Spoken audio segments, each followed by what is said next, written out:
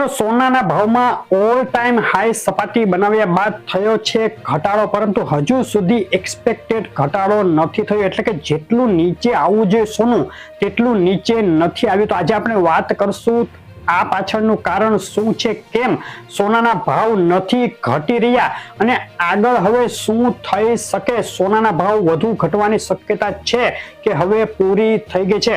ખાસ માહિતી ખૂબ જ શોર્ટ વિડીયોમાં આજે આપવાના છીએ આપણે. અગત્યનો વિડીયો, નવા મિત્રો હોય, પહેલી વાર વિડીયો જોતા હોય તેઓ ખાસ ચેનલ સબસ્ક્રાઇબ કરવાનું, વિડીયોને લાઈક કરવાનું અને આખો વિડીયો જોવાનું ભૂલશો નહીં. શરૂઆત કરીએ ખૂબ જ ઝડપથી ચાંદીની વાત લઈ લઈએ. પહેલા તો ચાંદીના ભાવમાં એક લિમિટેડ રેન્જમાં અત્યારે વેપાર થઈ રહ્યો છે. આપણે અગાઉના વિડીયોમાં પણ કહ્યું હતું કે ચાંદી એક સીમિત રેન્જમાં રહેશે. સોનાની પાછળ ચાંદીએ પણ મજબૂતી બતાવી છે. અત્યારે ભારતીય બજારમાં આપણે વાત કરીએ તો ચાંદીનો ભાવ 74,000 રૂપિયા છે પ્રતિ કિલોએ અને આંતરરાષ્ટ્રીય માર્કેટની વાત કરીએ તો $25 ની આસપાસ ચાંદીનો ભાવ રમી રહ્યો છે. આજે $24.40 સુધી નીચે પણ આવી છે ચાંદી. તો આગળના સમયમાં શું થશે? તો આગામી દિવસોમાં પણ ચાંદી એક સીમિત રેન્જમાં રહી શકે, પરંતુ અહીં એક વાત ખાસ નોટિસ કરવા જેવી છે કે જે પાછલા ઘણા સમયથી ચાંદીએ એક રેન્જ બનાવી છે 70,000 થી લઈ અને 75,000 ની. તો હવે નજીકના સમયમાં એટલે કે 1 થી 2 મહિનામાં જ આ રેન્જ તૂટી શકે, એટલે કે ચાંદી ઉપરની તરફ રેન્જ તોડીને આગળ વધી શકે. ચાંદીમાં એક મજબૂતીનો માહોલ બને તેવી શક્યતાઓ દેખાઈ રહી છે, તેવા સમાચારો હવે આવતા જાય છે. તો અત્યારે શોર્ટ ટર્મ માટે ચાંદી આ રેન્જમાં જ રહેશે અને ડોલર ફોર્મની વાત કરીએ તો જ્યાં સુધી $24 નહીં તોડે નીચામાં, ત્યાં સુધી ચાંદી $24 થી લઈને $26 વચ્ચે રમતી રહેશે. $24 તોડે તો નીચામાં $23 સુધીનું તળિયું દેખાઈ શકે.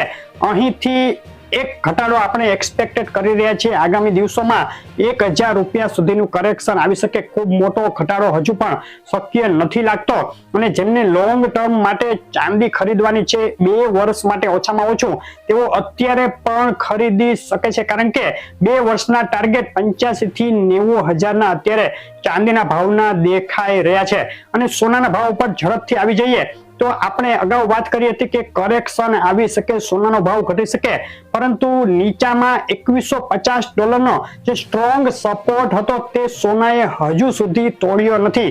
$2,222 નો ઓલ ટાઈમ હાઈ બનાવ્યા બાદ સોનું ભલે થોડું નીચે આવ્યું છે, પરંતુ જેટલી અપેક્ષા હતી તેટલું નીચે નથી આવ્યું. તેની પાછળ અમુક કારણો કામ કરી રહ્યા છે. એક તો જે પ્રોફિટ બુકિંગ આવવું જોઈએ તે થોડુંક જ આવ્યું, વધારે નથી આવ્યું. તે સિવાય જે રશિયા ઉપર જે આતંકવાદી હુમલો થયો અને ત્યારબાદ વૈશ્વિક જીઓપોલિટિકલ ટેન્શન એકદમથી વધી ગયું છે. અત્યારે પુતિને કસમ ખાઈ લીધી છે કે રશિયા ઉપર જે કાંઈ હુમલો થયો છે તેના જવાબદારોને અમે છોડશું નહીં. યુક્રેન ઉપરના હુમલા વધુ તેજ બનાવી દીધા છે અને તેની સાથે જો કોઈ બીજા દેશની સંડોવણી ખુલશે તો રશિયા તેના ઉપર પણ હુમલો કરતા અચકાશે નહીં. આ કારણે સોનાને વધુ નીચે જતા અટકાવી દીધું અને આપણો એક્સપેક્ટેડ ઘટાડો ન આવ્યો. તો હવે સવાલ થાય કે હવે આગળ શું થશે? તો આગળ 2 સમાચારો ઉપર નજર રાખવાની છે. 2 કારણો મોટા દેખાઈ રહ્યા છે સોનાના ભાવમાં વધારો અને ઘટાડો થવાના. પહેલા આપણે ઇકોનોમિકલી વાત લઈ લઈએ તો જે ફેડ ચેરમેનનું નિવેદન આવ્યું હતું ગઈ ફેડ મીટિંગ બાદ કે આ વર્ષના અંત સુધીમાં 3 વાર વ્યાજ દર ઘટાડશું, 75 પોઈન્ટનો ઘટાડો થશે. તે સાથે સોનાએ આસમાની કૂદકો મારી દીધો અને ઓલ ટાઈમ હાઈ પહોંચી ગયું હતું. હવે ધીમે ધીમે ફેડ નરમ પડતું દેખાઈ રહ્યું છે. ભલે ઓફિશિયલી હજુ પણ કોઈ નિવેદન આવ્યું નથી અને આગામી દિવસોમાં અગત્યના ડેટા જોવા મળે છે. ગુરુવારે અને શુક્રવારે ઇન્ફ્લેશનને લગતા અગત્યના ડેટા આવશે અને શુક્રવારે જ ફેડ ચેરમેન જેરોમ પોવેલની સ્પીચ પણ આવશે. હવે જે ડેટા આવશે તે પીસીઈ ડેટા, એક ખાસ ડેટા આવવાના છે. તે અપેક્ષા કરતા જો ઊંચા આવશે તો જેરોમ પોવેલ એવી સ્પીચ આપી શકે છે કે અમે જૂન જુલાઈમાં ઘટાડો નહીં કરીએ, અથવા તો તેઓ એક અંદેશો પણ આપી દે. તો આ સ્પીચ ઉપર આપણે એવી આશા રાખી રહ્યા છીએ કે સોનાના ભાવને એક કરેક્શન, એક ઘટાડાનો લાભ મળી શકે. જો પીસી ઇન્ફ્લેશન ડેટા અપેક્ષા કરતા નીચે આવશે તો જૂન મહિનામાં જ ફેડ વ્યાજ દર ઘટાડવાની શરૂઆત કરી શકે ને આ સ્થિતિમાં સોનાના ભાવ અહીંથી નીચે નહીં જાય.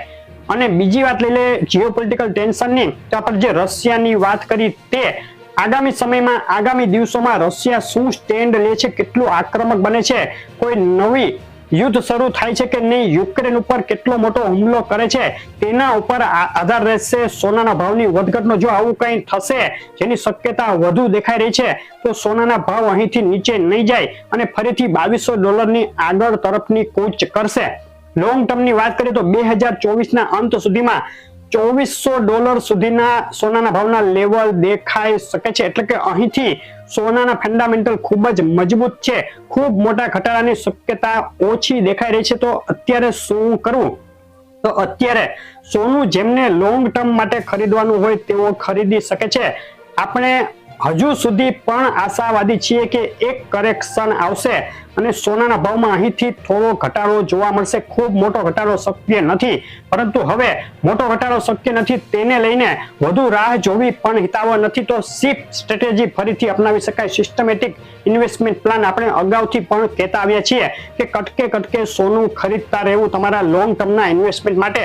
તો અત્યારે પણ શિફ્ટ સ્ટ્રેટેજી અપનાવી અને કટકે કટકે સોનું ખરીદવાનું ચાલુ રાખજો. એવું ના થાય કે કોઈ મોટું યુદ્ધ શરૂ થાય કે કોઈ એવા સમાચાર આવે તેની સાથે સોનું $2300 સુધી પહોંચી જાય ને તમે સોનું અત્યારના જે ભાવ છે તેમાં પણ ખરીદવા માટે રહી જાઓ.